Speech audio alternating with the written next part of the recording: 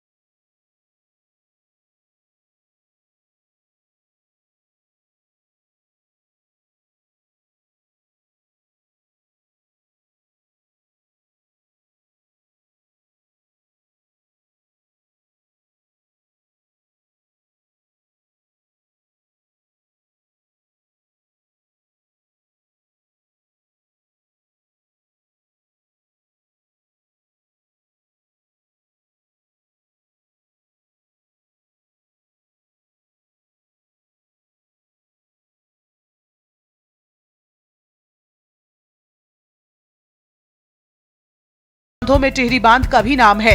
वैज्ञानिकों की research report में यह पाया गया कि टिहरी डैम के रिजर्ववायर में जब भी पानी भरता है तो आसपास की पहाड़ियां नजदीक आ जाती हैं। ये साल में 2 बार होता है। रिसर्च पेपर की रिपोर्ट में यह कहा गया कि टिहरी डैम के रिजर्ववायर में पानी भरने से आसपास के हिमालयी क्षेत्रों की पहाड़ियां अपना जीपीएस धीरे धीरे बदल रही हैं, यानी उनकी ज्योग्राफिकल कंडीशन चेंज होती है, जो आने वाले समय के लिए बड़ा नुकसान है। वैज्ञानिकों का कहना है कि जो ज्योग्राफिकल कंडीशन जीपीएस बदलने का मतलब ये है कि पहाड़ों के अंदर धीरे धीरे चट्टानें या प्लेट सरक रही हैं। रिसर्च पेपर की रिपोर्ट में ये भी वैज्ञानिकों ने पाया कि टिहरी डैम की झील जो 42 किलोमीटर लंबी है, उसके आसपास के क्षेत्रों में भूस्खलन तेजी से हो रहा है। टिहरी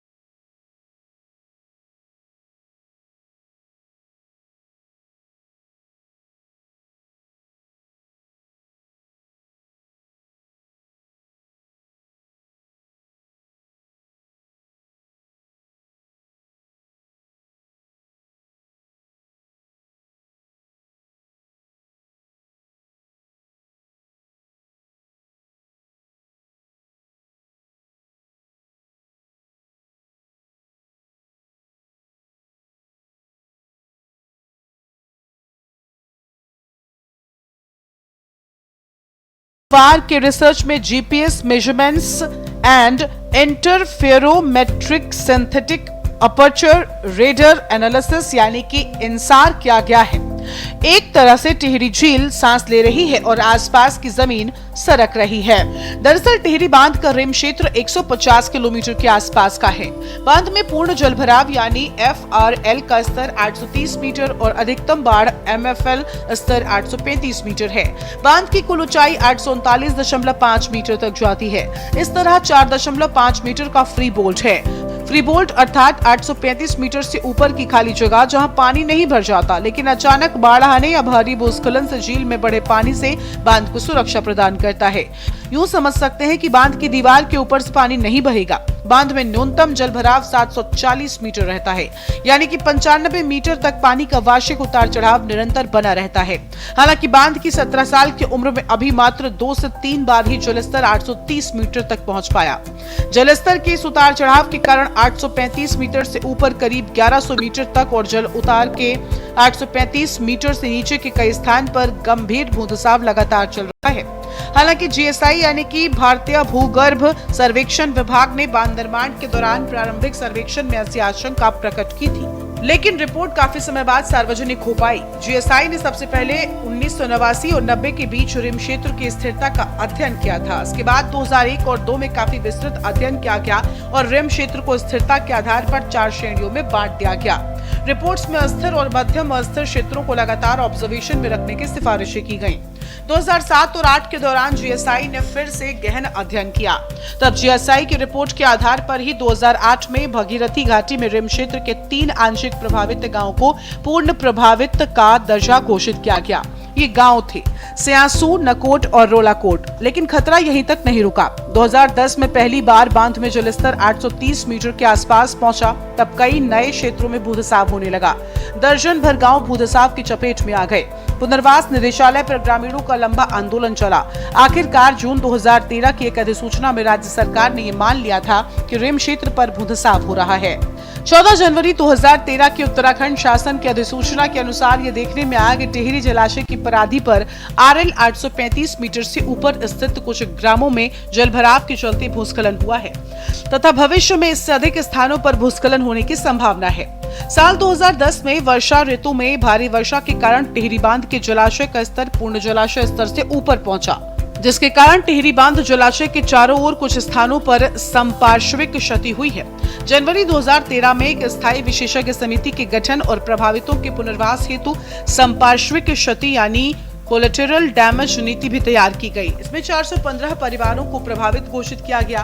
3 गांवों को जमीन दिए जाने की बात मान ली गई, लेकिन अन्य गांवों के लिए साल 2021 में नीति में संशोधन कर दिया गया और अब प्रति परिवार एक मुश्त भुगतान 74.40 लाख रुपए और आवासीय भूखंड के साथ 60,000 रुपए भवन निर्माण सहायता घोषित की गई।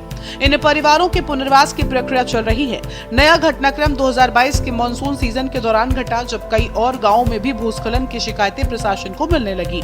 इसमें चिन्याली सौड़, जो कि टिहरी बांध से भगीरथी घाटी में रिवर बेड के करीब 40 किलोमीटर की दूरी पर बसा कस्बा है, के आसपास गंभीर भूदसाव और भूटकाव देखा गया। पुराने गंगोत्री मार्ग से लेकर देवीसौड़ पुल तक जोगत मोटर मार्ग इसकी चपेट में आए। यहाँ कुछ अस्थायी ट्रीटमेंट भी किया गया। इसके अलावा सरोट, गड़ोली, सौड़, वसिल्ला, उप गोजमेर, बालडोगी आदि गाँव के कुछ हिस्सों में भूदसाव की शिकायतें मिली। भिलंगना घाटी के पिपोला खास, उठड़, नंदगांव, पिलखी और नारगढ़ आदि गांवों में भी विशेषज्ञ टीम 1 फरवरी को पहुंची थी। भटकांडा, गोजियाना, खांड व कैलबागी आदि गांवों में भी भूदसाव की बात सामने आई। टिहरी डैम के फायदे। टिहरी और यूपी के कुछ क्षेत्रों में जल का इस्तेमाल पेयजल और सिंचाई के लिए किया जाता है। दिल्ली और यूपी को पेयजल उपलब्ध कराता है टिहरी बांध। पेयजल दिल्ली, यूपी और उत्तराखंड को उपलब्ध कराने का लक्ष्य है। 1000 मेगावाट उत्पादन के लिए अभी पंप स्टोरेज प्लांट का काम किया जा रहा है। इसका काम पूरा होने के बाद टिहरी बांध पूर्ण रूप से चालू हो सकेगा। इसके निर्माण के बाद 2400 मेगावाट का बिजली उत्पादन हो सकेगा।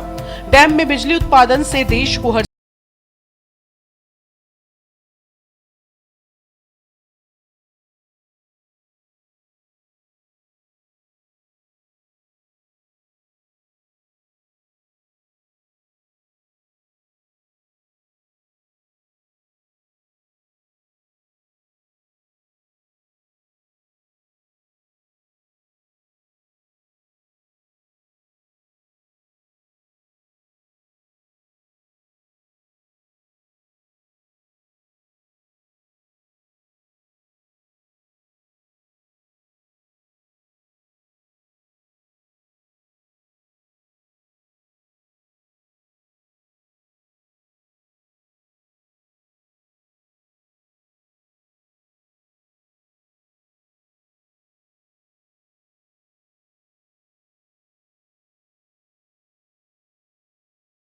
हवाई अभ्यास और ट्रेनिंग के लिए आती रहती हैं। इस हवाई पट्टी से सिर्फ 500 मीटर की दूरी पर गंगोत्री हाई